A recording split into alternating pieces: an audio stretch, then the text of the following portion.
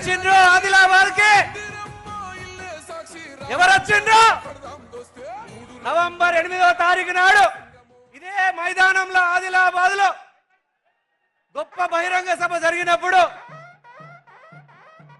మనం తెలియజేసినాం, రాష్ట్రానికి కాబోయే ముఖ్యమంత్రి వచ్చిండని ఆ రోజు అన్నాం. ఈ రోజు ఎవరొచ్చిండు మన ఆదిలాబాద్ కి? మన ప్రియతమ ముఖ్యమంత్రి, మనందరి అభిమాన నాయకుడు రేవంత్ రెడ్డి గారు ఆదిలాబాద్ కి విచ్చేసిన సందర్భం ఒక్కసారి గట్టిగా చప్పట్లతో స్వాగతం పలకాల్సిందిగా కోరుతా ఉన్నారు. గట్టిగా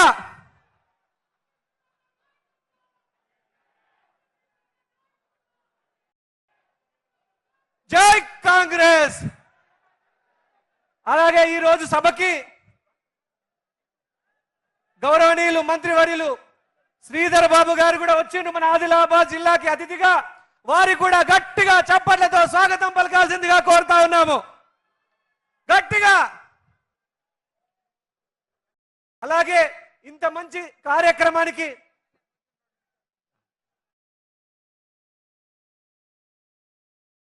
మంత్రి సీతక్క గారికి కూడా ఇంత మంచి ప్రోగ్రామ్ ఆర్గనైజ్ చేసినందుకు మన ఆదిలాబాద్ పుట్టింటి బిడ్డ తెలంగాణ ఆడపడుచు గట్టిగా సీతక్క గారికి కూడా చప్పట్లతో స్వాగతం పలకాల్సిందిగా కోరుతా ఉన్నాను.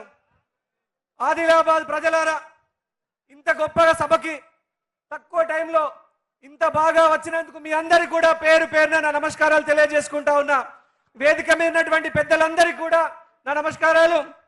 ఈరోజు ఆదిలాబాద్ లో మన ఆత్రం సుగుణక్కని ఎంపీగా గెలిపించి కాంగ్రెస్ పార్టీ చేతి గుర్తుకు ఒక్కసారి అవకాశం ఇవ్వాల్సిందిగా ప్రజలందరినీ కూడా చేతులు జోడించి నమస్కరిస్తా ఉన్నా. మీ ఆశీర్వాదంతో గత అసెంబ్లీ ఎలక్షన్లో, గత 5 అసెంబ్లీ ఎలక్షన్లలో ఎవ్వరూ సాధించలేని ఓట్లు సాధించిన మీరు ఆశీర్వాదం పెట్టినా కూడా గెలుపుకు ఇంకా కొంచెం దూరంలో నిలబడ్డా. అయినా కూడా జరిగిందేదో జరిగిపోయింది. ఈసారి మాత్రం ఖచ్చితంగా ఆదిలాబాద్ ఎంపీగా, పార్లమెంట్ అభ్యర్థిగా నిలబడ్డ ఆత్రం సుగుణక్కని బంపర్ మెజార్టీతో గెలిపించాలని, ఆదిలాబాద్ అసెంబ్లీ స్థానం నుంచే 50,000 మెజార్టీ అందించాలని ఆదిలాబాద్ ప్రజలందరికీ విజ్ఞప్తి చేస్తున్నా. సిద్ధంగా ఉన్నారా? సిద్ధంగా ఉన్నారా? ఒక్కసారి గట్టిగా జై కాంగ్రెస్ అనాలా? జై కాంగ్రెస్, జై కాంగ్రెస్.